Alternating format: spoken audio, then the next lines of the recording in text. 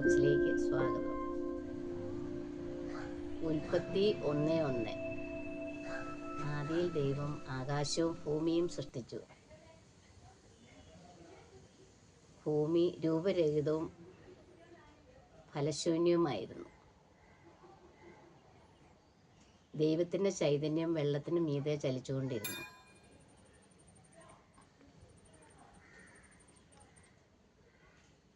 ദൈവം അരുളിച്ചെയ്തു, വെളിച്ചമുണ്ടാകട്ടെ. വെളിച്ചമുണ്ടായി. വെളിച്ചം നല്ലതെന്ന് ദൈവം കണ്ടു. അവിടുന്ന് വെളിച്ചത്തെ ഇരുട്ടിൽ നിന്ന് വേർതിരിച്ചു. വെളിച്ചത്തിന് പകലെന്നും ഇരുട്ടിന് രാത്രിയെന്നും പേരിട്ടു. അങ്ങനെ ദൈവത്തിൻ്റെ 1-ാം ദിവസം പൂർത്തിയായി. 2-ാം ദിവസം ദൈവം അരുളിച്ചെയ്തു, വെള്ളത്തിൻ്റെ 2ആയിട്ട് വിഭജിച്ച് ഒരു വിതാനമുണ്ടാക്കി. വെള്ളമെല്ലാം ഒരുമിച്ച് കൂട്ടി. വിതാനത്തിന് ആകാശമെന്ന് പേരിട്ടു. അത് നല്ലതെന്ന് ദൈവം കണ്ടു.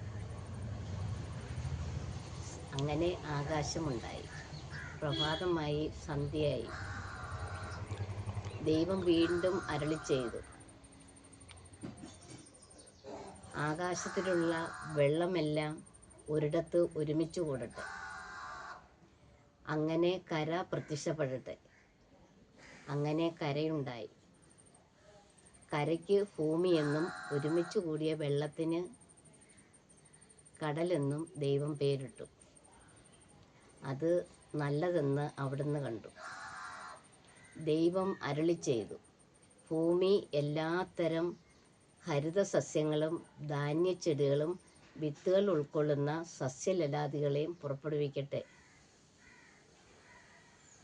ഭൂമി എല്ലാത്തരം ഹരിതസസ്യങ്ങളും വിത്തുകൾ ഉൾക്കൊള്ളുന്നതും ഫലങ്ങളുള്ളതുമായ എല്ലാ ചെടികളും പുറപ്പെടുവിച്ചു.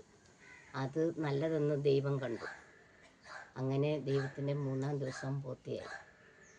ദൈവം വീണ്ടും അരുളിച്ചെയ്തു, രാവും പകലും വേർതിരിക്കാൻ ആകാശവിതാനത്തിൽ ദൈവം പ്രകാശമുണ്ടാക്കി.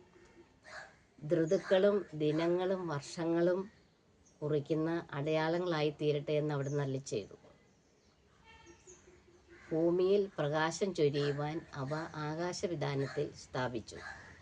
ദൈവം 2 മഹാദീപങ്ങൾ സൃഷ്ടിച്ചു. പകലിനെ നയിക്കാൻ വലുത്, രാത്രിയെ നയിക്കാൻ ചെറുത്. ഭൂമിയിൽ പ്രകാശം ചൊരിയാൻ സൂര്യനെയും രാത്രിയിൽ വെളിച്ചം കിട്ടാൻ ചന്ദ്രനെയും ആകാശത്തിൽ ധാരാളം നക്ഷത്രങ്ങളെയും അവിടുന്ന് സൃഷ്ടിച്ചു. അത് നല്ലതെന്ന് ദൈവം കണ്ടു. അങ്ങനെ 4-ാം ദിവസം പൂർത്തിയായി. സന്ധ്യയായി, പ്രഭാതമായി. ദൈവം വീണ്ടും അരുളിച്ചെയ്തു, വെള്ളം ജീവജാലങ്ങളെ പുറപ്പെടുവിക്കട്ടെ. അങ്ങനെ ദൈവം ഭീമാകാരമായ ജലജന്തുക്കളും കടലിൽ പറ്റം ചേർന്ന് ചരിക്കുന്ന എല്ലാവിധ ജീവജാലങ്ങളെയും അവിടുന്ന് സൃഷ്ടിച്ചു. എല്ലാത്തരം പക്ഷികളെയും സൃഷ്ടിച്ചു. അവ നല്ലതെന്ന് അവിടുന്ന് കണ്ടു. ദൈവം അവയെ അനുഗ്രഹിച്ച് സമൃദ്ധമായി പെരുകി കടലിൽ നിറയുവിൻ, പക്ഷികൾ ഭൂമിയിൽ പെരുകി നിറയുവിൻ. സന്ധ്യയായി, പ്രഭാതമായി.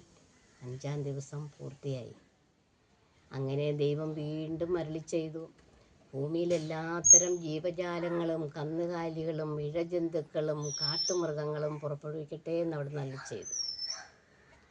അങ്ങനെ ദൈവം എല്ലാ ഇനം കന്നുകാലികളെയും ജീവജാലങ്ങളെയും ഇഴജന്തുക്കളെയും കാട്ടുമൃഗങ്ങളെയും എല്ലാം സൃഷ്ടിച്ചു.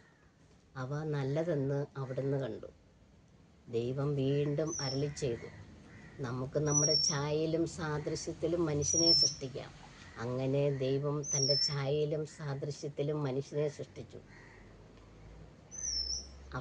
അവൻ നല്ലതെന്ന് അവിടുന്ന് കണ്ടു. ദൈവം മനുഷ്യനെ അനുഗ്രഹിച്ചു, ഭൂമിയിൽ സന്താനപുഷ്ടിയുള്ളവരായി പെരുകുവിൻ, ഭൂമിയെ കീഴടക്കുവിൻ.